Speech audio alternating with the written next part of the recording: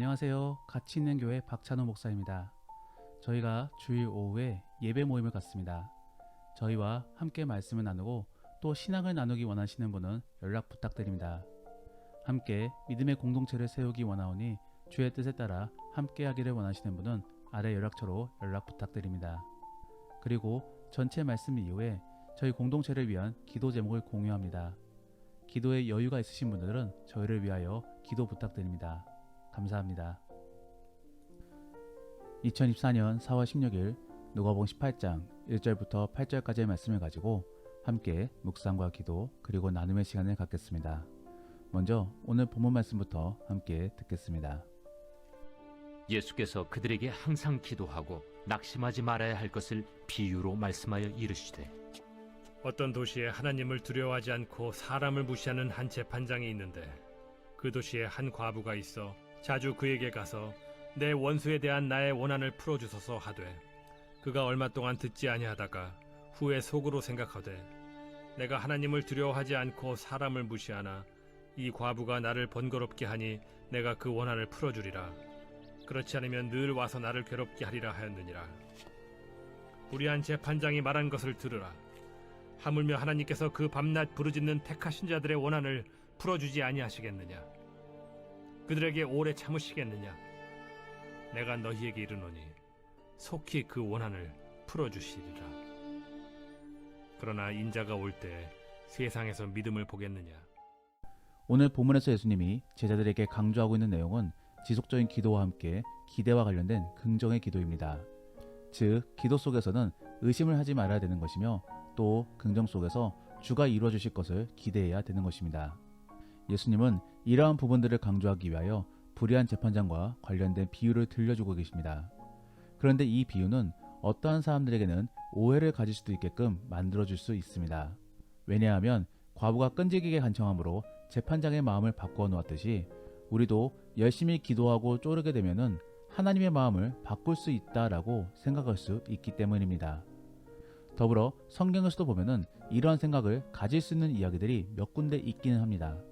그래서 아브라함의 경우도 보면은 그가 이삭을 바칠 때 하나님이 자신의 마음을 돌이키셔서 양을 대신해서 바치겠다라고도 볼 수 있는 것이며, 또 히스기야의 경우는 그가 철저하게 기도함으로 결국에 하나님이 마음을 돌이키셔서 그의 생명을 연장시켜줬다라고도 볼 수 있는 것이지요.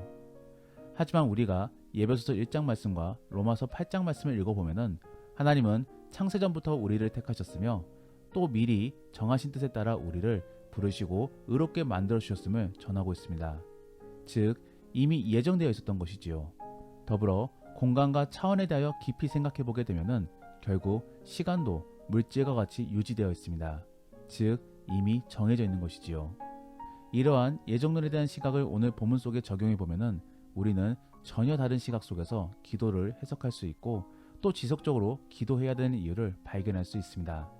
그러므로 저는 예정론에 입각하여서 오늘날에 우리가 계속적으로 기도해야 되는 이유를 한번 살펴보려고 합니다. 그래서 계속적으로 기도함 속에 주가 주시는 축복을 맛볼 수 있는 우리가 될 수 있기를 원합니다. 첫 번째로 우리가 계속적으로 기도해야 되는 이유는 선하신 하나님을 경험하기 위함입니다. 즉, 그 놀라우신 하나님을 경험하기 위해서는 먼저 우리의 기도 제목이 이루어지는 것을 경험해야 되는 것이며, 또 실질적으로는 모든 사람들이 다 하나님을 인정하는 계기가 이러한 사건들과 연관되어 있습니다. 오늘 본문 속의 예수님은 당시 철학자들이 자주 사용했던 아포르티오리 논법을 사용하고 계십니다. 즉, 작은 사실로 하여금 전하고자 하는 내용의 사실성을 강조해주고 있는 것입니다. 그래서 불의한 재판장의 경우도 이렇게 이루어지고 있는데 하물며 하나님께서 이루어주시지 않겠느냐라는 이야기를 하고 있는 것이지요. 우리는 여기서 이루어짐에 대한 부분을 주목해 보아야 됩니다. 불의한 재판장의 경우는 과부의 소원을 들어주기는 하지만서도 떽떽거리며 불편함을 줌 속에 이루어줍니다. 하지만 하나님의 경우는 응당 이루어 주시면서도 그러한 이루어짐 속에 선한 하나님을 경험하게 만들어 주실 것이다 라는 것입니다. 그러므로 7절 말씀에서는 하물며 하나님께서는 그러한 원한을 풀어주지 않겠느냐라고 말씀해주고 계시는 것이지요. 더불어 그 이하의 구절에서는 그들에게 오래 참으시겠느냐라는 부분을 통하여 속히 이루어 주실 것임을 말씀해주고 계신 것입니다. 그러면 어떤 사람들은 하나님은 내 기도를 속히 안 들어주시던데 라는 생각을 갖거나 혹은 하나님은 지금까지 내 원수를 그냥 놔두시던데 라는 생각을 가질 수 있습니다. 물론 저도 그와 같은 생각을 종종 품기도 합니다. 하지만 전체적인 상황을 잘 돌이켜보면 사실 우리는 그 원수들로 하여금 성장해지고 성숙해지고 있습니다. 즉 하나님께서는 그러한 우리의 성장을 위하여 그러한 원수들을 놔두시고 사용하시는 것에 불과한 것이지, 우리가 충분히 성장하게 되면은 그때 하나님은 그들을 가차없이 내버리십니다. 대표적인 경우가 다윗의 정적들인 것이고, 또 이스라엘의 입장에서는 바사나 바벨론이 그러한 경우인 것이지요. 그래서 하나님께서는 자기 백성들이 성숙해지는 데 있어 그들을 사용하신 이후에 훗날에 가차없이 멸망시켜 버리십니다. 그리고 우리는 그러한 장면들을 말씀을 통해 충분히 찾아볼 수 있는 것이지요. 마찬가지입니다. 지금의 우리 앞에 원수가 아직 살아있다라는 것은 우리가 아직도 성장해 볼 여지가 있다라는 것이고, 또 우리가 하나님이 원하시는 만큼 성장하게 되면은 하나님은 과감히 그들을 쳐내버리실 것입니다. 그리고 그를 통해 하나님은 우리를 얼마나 위하시고 또 스스로가 얼마나 선하고 공의로운 분인지를 보여주실 것입니다. 그러므로 사랑하는 성도 여러분, 기도함에 있어 의심과 불안을 지워버리시기를 바랍니다. 성경 속의 여러 예화들을 살펴보시고 믿으시면서 나에게도 그렇게 해주실 하나님을 믿으시면서 기도하시기를 바랍니다. 그러면 그 선하신 하나님을 경험하게 만들어주실 것이고, 또 그 주님을 높이게 만들어주실 것입니다. 그러한 은혜가 정말로 우리 안에 있기를 원합니다. 두 번째로 우리가 계속적으로 기도해야 되는 이유는 앞서도 말씀드렸듯이 하나님을 높이기 위함입니다. 오늘 예화 속에서의 전제는 하나님이나 불의한 재판장 모두 다른 사람의 간청을 들어주었다라는 것입니다. 결국 이루어준 것이지요. 만일 정말로 원했던 소원들이 이루어지게 되었다라고 한다면 우리는 어떠한 반응을 나타내겠습니까? 음흉한 사람이 아니고서는 그 사실을 많은 사람들에게 전하고 자랑할 것입니다. 그러면서 자연스레 하나님을 높이게 될 수도 있는 것이지요. 그런데 오늘 본문에서는 특별한 표현이 하나 등장합니다. 바로 7절 말씀에 택하신 자들이라는 표현입니다. 이 표현은 누가복음 및 사도행전에서 유일하게 쓰여진 표현인 것인데, 구약의 개념을 적용시켜 표현한 문구입니다. 그래서 하나님을 섬김 및 높이기 위하여 선택하였다라는 개념을 가지고 온 것이지요. 그러므로 역대상 16장 12절 말씀을 읽어보면 이스라엘의 후손 곧 택하신 야곱의 자손 너희는 그의 행하신 기사와 그의 이적과 그의 입의 법도를 기억할지어다 라고 전하고 있는 것입니다.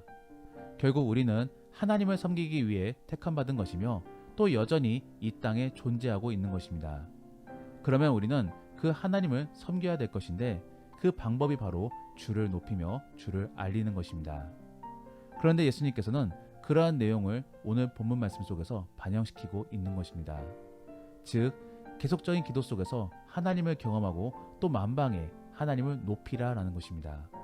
사실 하나님께서 우리에게 계속적인 기도를 요구하고 계시는 이유는 이루어 주심에 대한 기대를 갖게 만들기 위함입니다.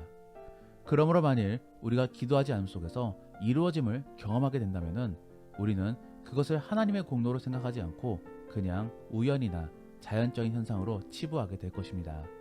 그렇기 때문에 하나님께서는 계속적으로 기도하게 만들어 하나님이 이루시는 것을 보게 만들고 또 그 과정 속에서 계속적으로 기대감을 갖게 만드시는 것입니다. 결국에 이러한 과정 및 결과 속에서 우리들은 하나님을 높일 수밖에 없게 되는 것이지요. 그리고 그를 통해 우리는 우리에게 주어진 소임을 다하게 되는 것입니다. 그러므로 사랑하는 성도 여러분, 계속적인 기도 속에 하나님을 기대하시고 또 그 주님이 이루어 주시는 것을 목도함으로 하나님이 하셨음을 고백할 수 있는 복된 그리스도인들이 될 수 있기를 원합니다. 마지막으로 우리가 계속적으로 기도해야 되는 이유는 믿음의 크기와 인내의 능력을 키우기 위함입니다. 오늘 본문의 8절 말씀을 읽어보면 다소 의문스럽게 말씀해 주십니다. 즉 8절 서두에서는 곧장 이루어 주실 것임을 말씀해 주고 계시는데, 도리어 말미에서는 재림의 때에 믿는 자가 있겠느냐라는 다소 생각지 못한 말씀을 전해주고 계십니다. 이게 무슨 의미겠습니까? 종말론의 입장에서는 복음이 땅끝까지 전해졌을 때 예수님은 재림하십니다. 즉 한 사람이라도 복음을 듣고 구원을 받을 만한 사람이 있다면 하나님께서는 그때까지 끝끝내 참아주시는 것이지요. 그러다가 정말로 더 이상 복음이 전해지지 못할 그런 악한 세상이 오게 되면은 그때 예수님은 재림하여 심판해 주시는 것입니다. 그런데 그때 세상은 갈수록 믿음의 의인이 사라지고 믿음을 유지하기가 쉽지 않을 만큼 어려워질 것임을 예수님께서는 말씀해주고 계시는 것입니다. 그러함으로 우리에게 앞으로의 상황은 인내나 믿음 모두 결코 쉽지 않을 것임을 말씀해주고 계시는 것입니다. 결국 우리에게 지속적인 기도를 말씀해 주심으로써 믿음과 인내를 키워야 됨을 말씀해주고 계신 것이지요. 앞서도 언급하였듯이 우리는 믿음 속에서 인내하며 기대함으로 기도해야 됩니다. 그리고 정말로 이루어주신 하나님을 경험하며 많은 사람들에게 그 사실을 전해주어야 되는 것이지요. 그런데 결국에 그러한 소임을 다하기 위해서는 먼저 인내함 속에 기도를 해야 되는 것이며 또 그 기대함 속에 이루어주심에 대한 기쁨을 경험해봐야 되는 것입니다. 그래야만 우리는 언급한 사명들을 다 이루어낼 수 있는 것입니다.